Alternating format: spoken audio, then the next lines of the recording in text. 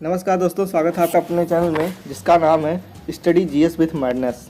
दोस्तों, अगर इस चैनल पे आप नए हैं तो चैनल को सब्सक्राइब कर लीजिए। अगर वीडियो पसंद आए तो लाइक ज़रूर कीजिएगा। अगर कुछ कमी रह गई हो तो भी कमेंट में बताना। आज इस वीडियो में हम भारत वन स्थिति रिपोर्ट 2019 के बारे में बात करने जा रहे हैं, जो कि एग्जाम के दृष्टिकोण से बहुत ही महत्वपूर्ण है, बहुत ही ज़्यादा महत्वपूर्ण। अगर पर्यावरण के सेक्शन पे कहीं से क्वेश्चन बनता है, अगर करंट में ये चर्चा में हो तो 1 से 2 क्वेश्चन यहाँ से पक्के मिलने के आसार रहते हैं।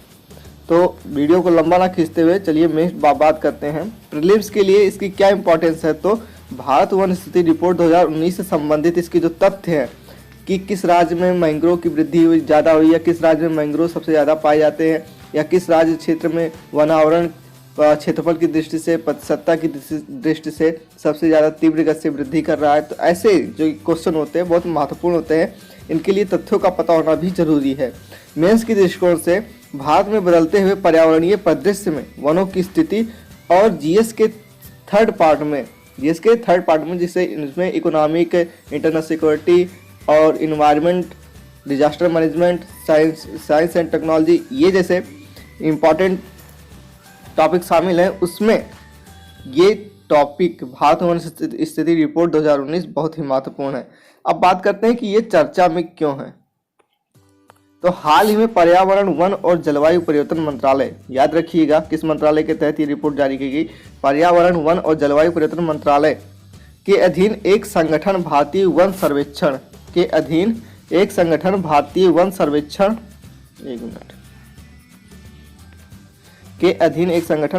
वन सर्वेक्षण द्वारा भारत वन स्थिति रिपोर्ट 2019 जारी की गई है।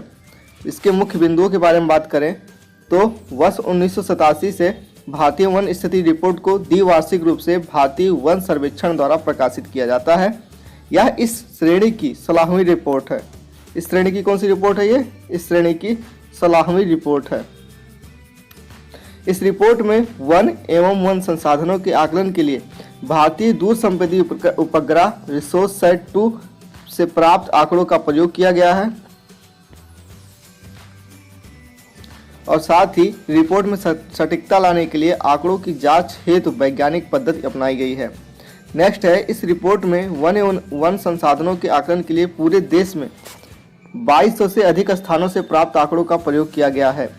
वर्तमान रिपोर्ट में वनों के प्रकार एवं जैव विविधता नामक एक नए अध्याय को जोड़ा गया है। कौन सा अध्याय? वनों के प्रकार एवं जैव विविधता, फॉरेस्ट टाइप्स एंड बायोडाइवर्सिटी नामक एक नए अध्याय को जोड़ा गया है।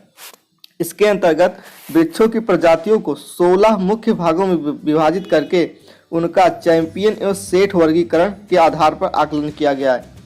इसे एक बार फिर से रिपीट कर देते हैं। वर्तमान रिपोर्ट में वनों के प्रकार एवं जैव विविधता नामक एक नए अध्याय को जोड़ा गया है।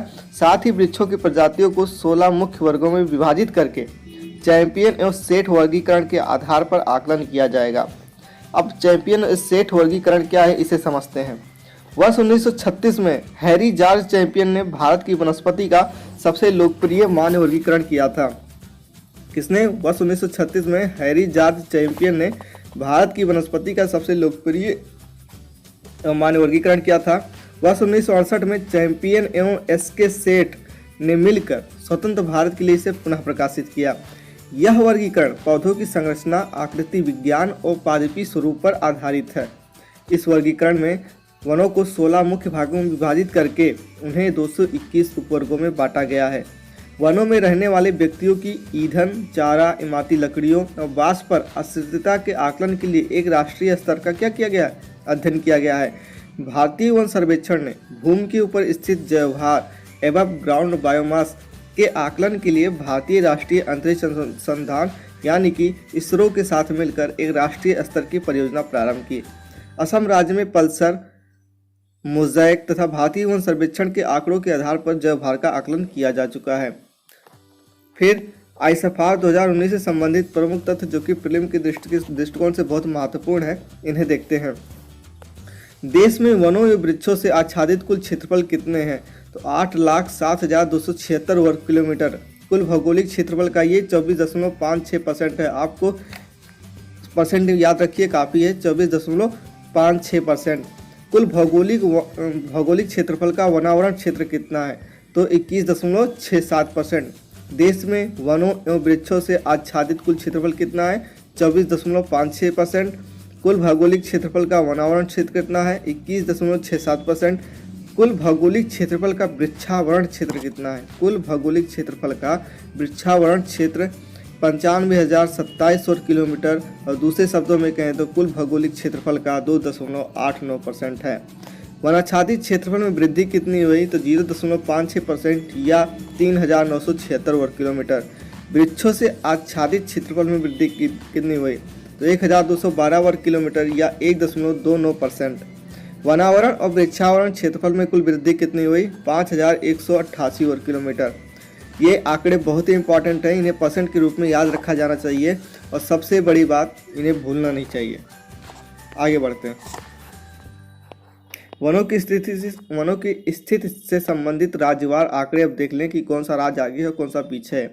तो सर्वाधिक वनावरण प्रतिशत वाले राज्यों की बात हो रही है। सर्वाधिक वनावरण प्रतिशत वाले राज्य में मिजोरम 85.41% के साथ शीर्ष स्थान पर बना हुआ है। अरुणाचल प्रदेश 79.63%, मेघालय 76.33%, मणिपुर 75.46% है।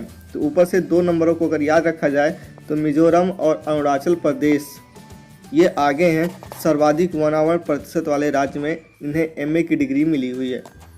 चलिए आगे बात करते हैं सर्वाधिक वन क्षेत्रफल वाले राज्य की। अभी तो हमने उसके बारे में बात किया प्रतिशतता के दृष्टिकोण से, अब वन क्षेत्रफल के बारे में बात करेंगे। तो मध्य प्रदेश में सर्वाधिक वन क्षेत्रफल ज़्यादा है, 77,482 वर्ग किलोमीटर इसका आकार है। अरुणाचल प्रदेश में 66,688 वर्ग किलोमीटर इसका आकार है। 2 राज्यों को याद रखा जाए तो इस हिसाब से इसमें भी एमए की डिग्री मिली हुई है, मतलब सर्वाधिक वन क्षेत्रफल वाले राज्य हैं। वन क्षेत्रफल में वृद्धि वाले शीर्ष राज्य। तो पिछली बार जो रिपोर्ट जारी की गई थी 2017 वाली, उसमें आंध्र प्रदेश शीर्ष स्थान पे था, लेकिन इस बार चेंज हुआ है और कर्नाटक पहले स्थान पे आ गया है। कर्नाटक में सर्वाधिक वृद्धि 1,025 वर्ग किलोमीटर वन क्षेत्रफल में हुई है, जबकि आंध्र प्रदेश में 990 वर्ग किलोमीटर। तो इसमें देखिए KA कर्नाटक और आंध्र प्रदेश शीर्ष पे हैं। रिपोर्ट से संबंधित अन्य तथ्यों के बारे में बात करें तो रिकॉर्डेड फॉरेस्ट एरिया एक शब्द का प्रयोग किया गया है, इसे समझते हैं। रिकॉर्डेड फॉरेस्ट एरिया पद का उपयोग ऐसी भूमि के लिए किया जाता है जिन्हें किसी सरकारी अधिनियम या नियम के तहत वन के रूप में अधिसूचित किया गया हो या उसे सरकारी रिकॉर्ड में वन के रूप में दर्ज किया गया हो। ISFR 2019 में आर्द्र भूमियों को भी RFA यानी रिकॉर्डेड फॉरेस्ट एरिया के तौर पर शामिल किया गया है। तो एक महत्वपूर्ण जो तथ्य है कि इस रिपोर्ट में आर्द्र भूमियों को भी RFA के तौर पर शामिल किया गया है। इस रिपोर्ट के अनुसार भारत के रिकॉर्डेड फॉरेस्ट एरिया में 330 वर्ग किलोमीटर की मामूली कमी आई है। इस रिपोर्ट के अनुसार भारत के रिकॉर्डेड फॉरेस्ट एरिया में 330 वर्ग किलोमीटर या कुल का कहें तो 0.05% वर्ग किलोमीटर की मामूली कमी आई है।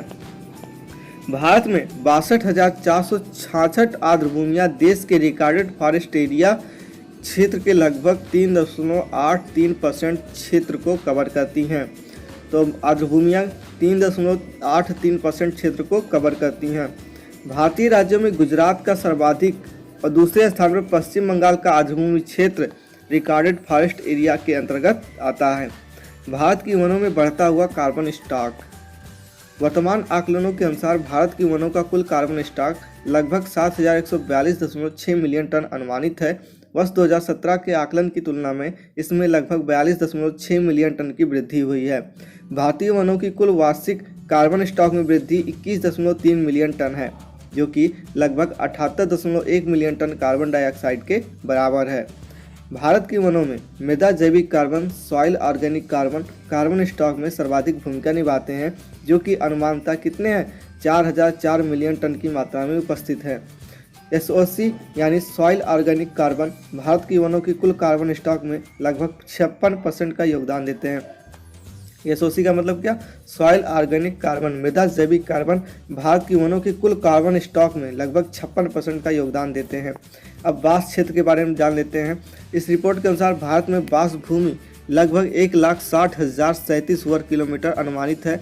ISFR 2017 की तुलना में कुल बांस भूमि में 3,229 वर्ग किलोमीटर की वृद्धि हुई है। तो अगर स्टेटमेंट के रूप में याद रखें तो बांस क्षेत्र में वृद्धि हुई है। मैंग्रोव वनों की स्थिति। देश में मैंग्रोव वनस्पति में वर्ष 2017 के आकलन की तुलना में कुल 54 किलोमीटर की वृद्धि हुई है। तो यहाँ भी अगर स्टेटमेंट में पूछा जाए कि देश में मैंग्रोव वनस्पति में 2017 की तुलना में वर्ष 2019 में की रिपोर्ट में मैंग्रोव की वृद्धि का आकलन किया गया है, तो बिल्कुल सही 54 किलोमीटर की वृद्धि हुई है। पहाड़ी क्षेत्रों की स्थिति के बारे में चर्चा करें तो भारत के पहाड़ी जिलों में कुल वनावरण क्षेत्र 2,84,006 वर्ग किलोमीटर है, जो कि इन जिलों के कुल भौगोलिक क्षेत्रफल का 40% है। वर्तमान आकलन में ISFR 2017 की तुलना में भारत के 144 पहाड़ी जिलों में 544 वर्ग किलोमीटर की वृद्धि देखी गई है। जनजातीय क्षेत्रों की स्थिति के बारे में चर्चा करते हुए आगे बढ़ते हैं। भारत के जनजातीय जिलों में कुल वनावरण क्षेत्र 4,22,351 वर्ग किलोमीटर है, जो कि इन जिलों के कुल भौगोलिक क्षेत्रफल का 37.54% है। वर्तमान आकलन के अनुसार इन जिलों में रिकॉर्डेड फॉरेस्ट एरिया के अंतर्गत आने वाले कुल वनावरण क्षेत्र में 741 वर्ग किलोमीटर की कमी आई है। साथ ही रिकॉर्डेड फॉरेस्ट एरिया के बाहर के वनावरण क्षेत्र में 1922 वर्ग किलोमीटर की वृद्धि भी हुई है। उत्तर पूर्व क्षेत्र नॉर्थ ईस्ट क्षेत्र की स्थिति के बारे में बात करें तो उत्तर पूर्व क्षेत्र में कुल वनावरण क्षेत्र 1,70,541 वर्ग किलोमीटर है, जिससे कुल भौगोलिक क्षेत्रफल का 65.5% है। वर्तमान आकलन के अनुसार उत्तर पूर्वी क्षेत्र में कुल वनावरण क्षेत्र में 765 वर्ग किलोमीटर की कमी आई है।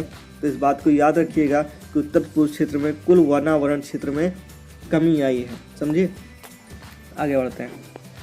असम और त्रिपुरा को छोड़कर बाकी सभी उत्तर पूर्वी राज्यों के वनावरण क्षेत्र में कमी आई है। मतलब पूर्वोत्तर क्षेत्र के दो ऐसे राज्य कौन, असम और त्रिपुरा, जिनमें कुल वनावरण क्षेत्र में वृद्धि हुई है। लेकिन अगर 7 सिस्टर या 8 सिस्टर के नाम से जाने जाने वाला पूर्वोत्तर क्षेत्र, उसमें से असम और त्रिपुरा को निकाल दें तो बाकी जो 6 राज्य हैं, 6 राज्य, उनमें क्या हुआ, वनावरण क्षेत्र में कमी आई है। ईंधन की लकड़ियों के लिए आश्रितता, इसके बारे में चर्चा करते हैं। भारत में वनों पर ईंधन की लकड़ियों के लिए आश्रित राज्यों में महाराष्ट्र सर्वाधिक आश्रित राज्य है, जबकि चारा, इमारती लकड़ी और बांस पर सर्वाधिक आश्रित राज्य कौन है, मध्य प्रदेश। तो ईंधन की लकड़ियों के लिए आश्रित, उसके संदर्भ में महाराष्ट्र शीर्ष पे है, जबकि चारा के बारे में बात करें, इमारती लकड़ी और बांस पर आश्रितता के संबंध में बात करें तो मध्य प्रदेश शीर्ष पे है।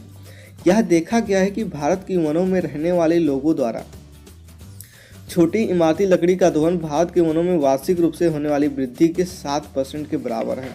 साथ ही भारत के कुल वनावरण का 21.40% क्षेत्र वनों में लगने वाली आग से प्रभावित है। कुल वनावरण का 21%, लगभग 21% कह लीजिए, लगने वाली आग से क्या है, प्रभावित है। नेक्स्ट है, किसी देश की संपन्नता, लास्ट भी इसे कह सकते हैं, किसी देश की संपन्नता उसके निवासियों की भौतिक समृद्धि से अधिक वहाँ की जैव विविधता से आकी जाती है। ये कंक्लूजन भी कह सकते हैं इसे। भारत में भले ही विकास के नाम पर बीते कुछ दशकों में वनों को बेतहाशा उजाड़ा गया है, लेकिन हमारी वन संपदा दुनिया भर में अनूठी और विशिष्ट है। ऑक्सीजन का एकमात्र स्रोत वृक्ष है, इसलिए वृक्षों पर ही हमारा जीवन आश्रित है। यदि वृक्ष नहीं रहेंगे तो किसी भी जीव जंतु का अस्तित्व नहीं रहेगा। इसी के साथ वीडियो को समाप्त करते हैं। अगर वीडियो पसंद आए तो लाइक कीजिएगा। दोस्तों, हमने भारत वन स्थिति रिपोर्ट के सभी आयामों पर विस्तृत चर्चा की है और मेंस और प्रीलिम के दृष्टिकोण से आने वाले एग्जामों में बहुत ही ज़्यादा इम्पॉर्टेंट है, बहुत ही ज़्यादा महत्वपूर्ण है। इसलिए इग्नोर मत कीजिएगा। अच्छे से कौन से राज्य शीर्ष पे हैं, कहाँ कमी आई है, क्योंकि स्टेटमेंट के रूप में पूछे जाते हैं। सिंपल सा आपसे नहीं पूछेगा, आपको फंसाने के लिए स्टेटमेंट के रूप में दे दिया जाएगा कि क्या मैंग्रोव वन क्षेत्र में कमी आई है, या स्टेटमेंट दे देगा पूर्वोत्तर क्षेत्रों में कुल वनावरण क्षेत्र में कमी आई है। अच्छा, एक काम करते हैं, इस पर क्यों ना एक क्वेश्चन आंसर का एक और वीडियो बनाते हैं। अगर आपकी सहमति हो या आपकी अनुमति हो तो इस पर एक क्वेश्चन, इसी टॉपिक से संबंधित क्वेश्चन आंसर के फॉर्मेट में एक बार और डिस्कशन करेंगे अगले वीडियो में। जल्दी से ही उस वीडियो को लाएंगे। तब तक के लिए जय हिंद, जय भारत।